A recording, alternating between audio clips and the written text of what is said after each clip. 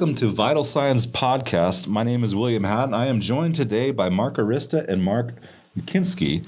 The Marks, these are our patient advocates. If you've been at our Big Springs facility, you have probably run into these guys in the hallway or seen them in their office. These are our patient advocates. And, you know, as the name explains it, you're an advocate for our patients. But, you know, why don't you guys kind of give us a rundown of what patient advocates are, what kind of role it is, and what information is valid or important for veterans to know? Go ahead, Mick. Why don't you go first? What's important for you to know is we're here for you. We're your voice when your voice is not being heard, whether it's to deliver your healthcare system or various range of issues that are ongoing in your life. We're here to listen to you, help you.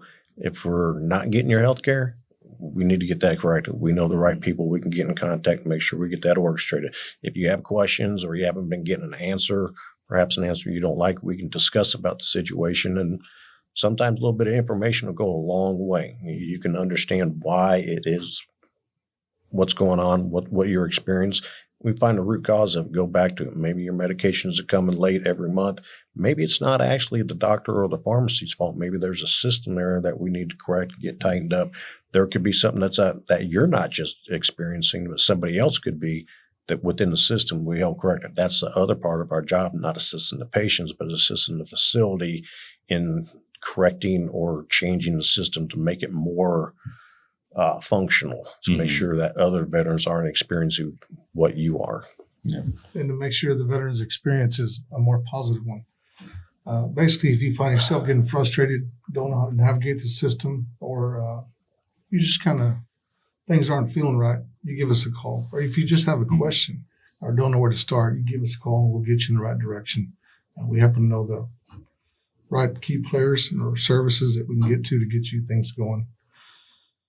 Well, I mean, all three of us are veterans, and I get my healthcare here in the facility. And, you know, I think when you run into an issue, say a travel pay issue, you filed a claim, every time you call the number, it's the same runaround. Nobody gives you any answers, or they don't even answer the phone.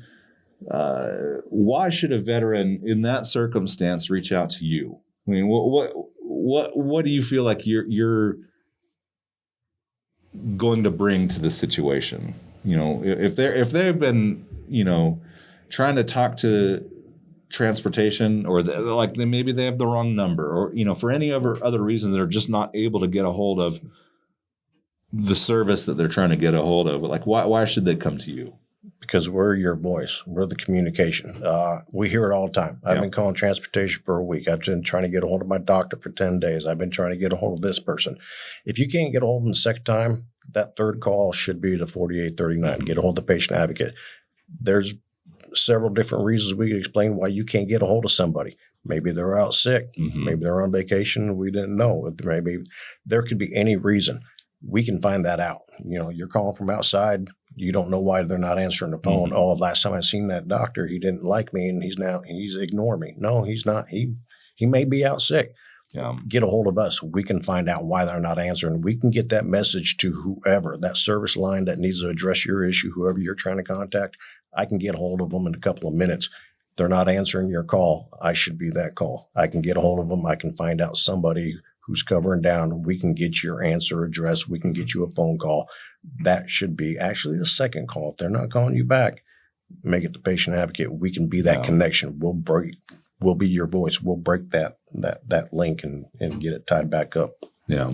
And also, it's been brought to our attention when they contact us, we didn't realize we had a technical issue. Maybe phones are out or something. By them making that contact, it made us aware of that situation. We were able to take care of it. For sure. I mean, I think that the reality is there could be a number of reasons, like you said, and instead of getting angry at the system, getting angry at the situation, you know, I think it's important to know that this is available. You know, sometimes you just, well, I guess there's nothing I can do. I can get angry and just sit here and stew in my anger, when in reality, if you just call the patient advocates, you're going to be able to at least get some information, you know, at least kind of get the ball rolling.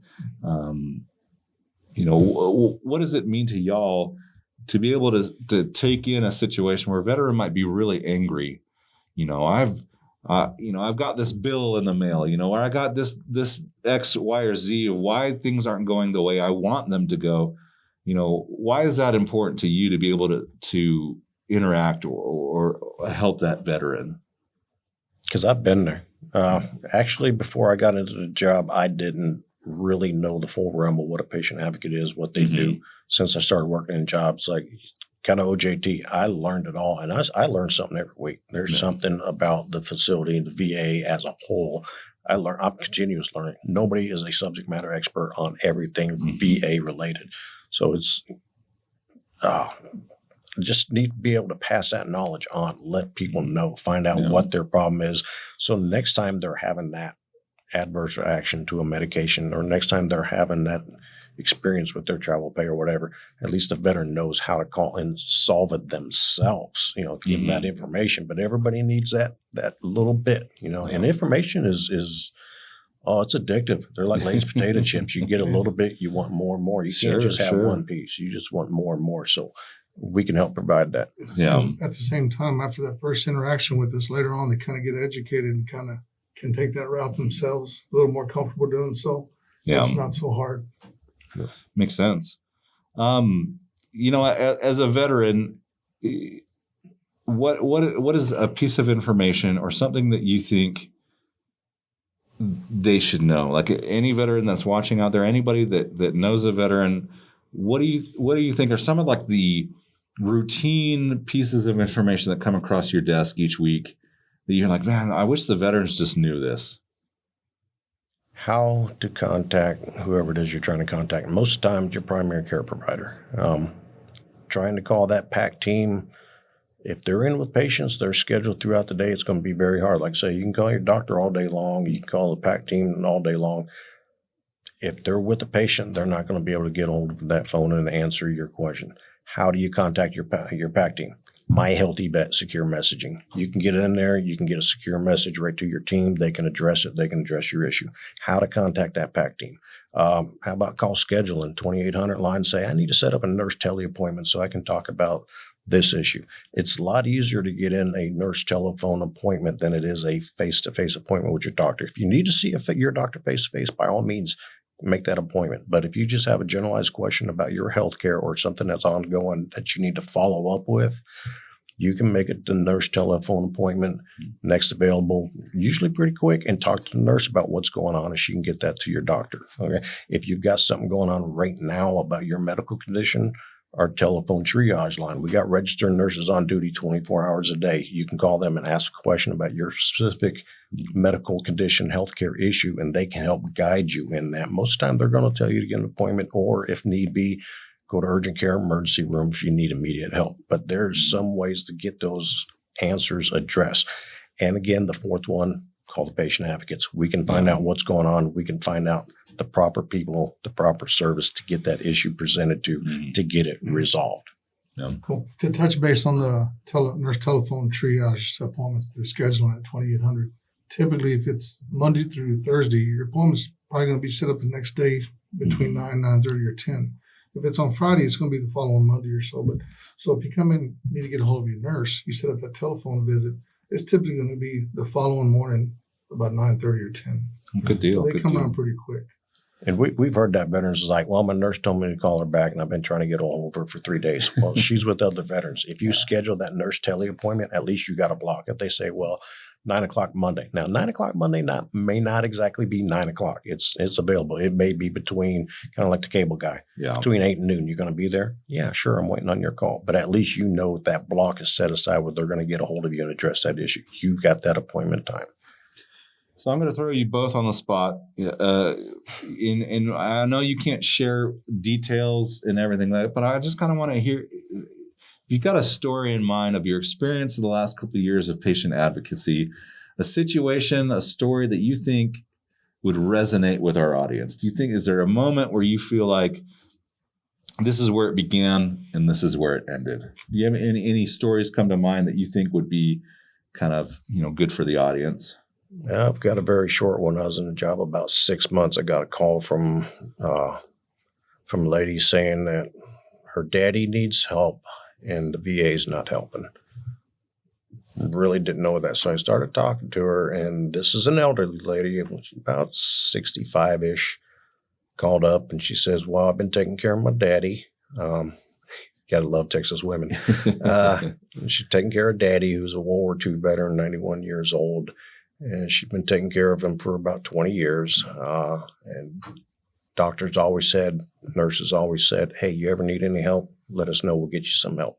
She finally reached that point. She was at the doctor. She had a primary care appointment with, the veteran did with the doctor. Mhm. And she was just like, I'm so overwhelmed. I'm getting old and I really need some help. They said, okay, we're going to get you some help. She's calling the next day. She's like, there's no help. So got in a discussion with the PAC team, and they were already coordinating, already put in consults for non-skilled home health care and for skilled home health care to come out to the home to assist with the care of this veteran. Mhm. Not understanding the system right there, that's kind of where her frustration starts. She said, well, you told me if I needed help just to say it and I'd get help. Yes, but not overnight. Mhm. So and this lady just really tugged at my heartstrings. I kind of hit that. It's like, oh my God, everything that she'd been doing for 20 years, taking care of daddy and everything that's been going on. And it was quite extensive. I mean, needed a lot of help. And I could see how she was overwhelmed, and I could hear in her voice, she was just at her end. She just could not take any more. So I started beating up the phones, calling every PAC team, community care. Because Angie Getz, and the nurse manager over there, really, like I said, I've been in job 6 months. I didn't know a whole lot. And I got with Angie. She gave me a whole wealth of information. Natasha over there and the sections that worked those consoles, I beat it up. The next morning at 10 o'clock, I got back in touch with her. Mhm. And she says, Visiting Angels has already called me. They're going to be out here this afternoon with a nurse to assess exactly what the consult's already pushed through. Mhm. Got it over there, got Visiting Angels assigned to them. They got the nurse out there to do the intake interview to figure out what exactly he's going to need for skilled and non-skilled, Mhm. get the appointments out there. And they were going to have warm bodies in that home taking care of daddy within inside 48 hours. Awesome. I mean, not typical, but one of those unique situations. I learned a whole lot. This young lady learned a whole lot about how the systems. I kept telling them, hey, I kept following up with her. This is the way it's going. She started understanding how the system worked. We started talking about other aspects of his care, what's going on, the console placement and processing, the time frame involved, because kind of give him a little nudge, kind of sped it along. But about a week later, she called up and says, Daddy's doing very well. He absolutely loves the nurse and the aide to come out. They're taking care of him. And she said, I did something last night that I haven't done in 30 years. She's like, I went out and played bridge with my friends. She actually had the time where she could get out of the home, away from her daddy, knowing that he was being taken care of. And she went and spent an afternoon with her friends, played bridge, and just caught up on her life that she hasn't been. That's awesome. It's just like, that's a success story. And I learned so much from that. Being new in the job, I learned so much about how that process worked. This young lady learned so much about how the VA works and what she needed, because she continued to be the primary caretaker for daddy. Mhm. But at least she had that relief where people would come in. She could go down the road, go shopping without, taking a 91-year-old man and walk along with her. It's kind of hard to do your shopping like that, but she was comfortable with the folks that we got set up there. And she talked to a lot of VA employees that were involved in the process. And I think just restoring the faith in the VA and just opening her eyes to what was available. But I don't know. It's just a story that just sticks with me. And I try to tell often because it's just a success story. It's so precious. I mean, Awesome. Yeah. What about you, Mark? I mean, you got something. Well, I'd tell my story, but it'd probably fall apart. So we'll stick with mix for now. Okay. But I mean, the reality is you guys do that on a weekly basis. I mean, right? I mean, you're having these interactions with veterans who, I've tried to do this, or, I'm falling apart. I'm at my wit's end, and you're able to make those connections because at this point in y'all's experience, you kind of have a layout of the entire system, right? Like if this is a home-based primary care issue, you know who to talk to, right? Yeah. If this is a pharmacy issue, you know who you're going to call after you get that initial phone call from the veteran. And so I think, there's probably not many situations or issues within a veteran's healthcare that you can't at least facilitate or point that veteran in the right direction. And that's what we do. Like I said before, I can't write your prescription. Yeah. I can't write you a check for your travel pay. There's a lot of things I can't do, but I know the person that can. And I can get a hold of them a lot quicker. 9 times out of 10, I can walk into their office. Yeah. But most of the time they respond to an IM or a phone call. I get a hold of them. That's the thing about our veterans out there. And I was one of them until I got into the job. I was just like, who's the guy that's dreaming this crap up? Now I know who that guy is. And I can get a hold of him. So it's like, I can't physically solve your problem. I can't resolve it, but I know who can. Mark knows who can. And we see him all the time. We talk to him all the time. We got a good working relationship with a lot of them. And there's some of them that duck in the hallway, and we're coming down the hallway, and they duck into the office. Here comes the Marks. We're coming after them, Yeah. But we know that like I said, we're the voice of the veteran. A lot of times we're your feet too. We can go get that. We can run it down. We can find out what's going on. Reach out to us, and please, I get how many times we get somebody who says, "I got a veteran's angry. He's yelling at me." Don't yell at your doctors. Don't yell at your nurses. You got a very personal relationship with those doctors. They're taking care of your health.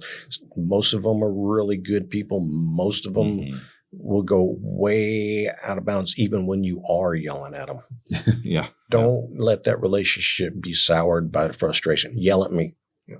Call and yell and let your frustration vent at me. I can take it, and that helps me understand where you're at and help get it resolved while you still maintain a good relationship with those people that are going to see you at your most vulnerable. When you're in that exam room, you're in a very vulnerable state. You want that to be an even playing field. All right. Yeah. Voice your frustrations. That's what I get paid for. Call me. I can take it. I'm an old combat soldier. I can take it. Come yell at me. Come in my office. We'll have a cup of coffee. We'll talk about it, and we'll fix your problem. But keep that relationship that you've built with your doctor and your nurses over the time. Keep that level. Yeah. Yeah. All right. Well, thank you guys so much for coming in. I think this has been a good conversation. I think we're going to kind of wrap it up here, but I feel like patient advocates are very important in regards to our veteran care. And so we wanted to bring these guys in and share some of their experience, some of their knowledge, and what's valuable to our veterans. So thank you all for coming in.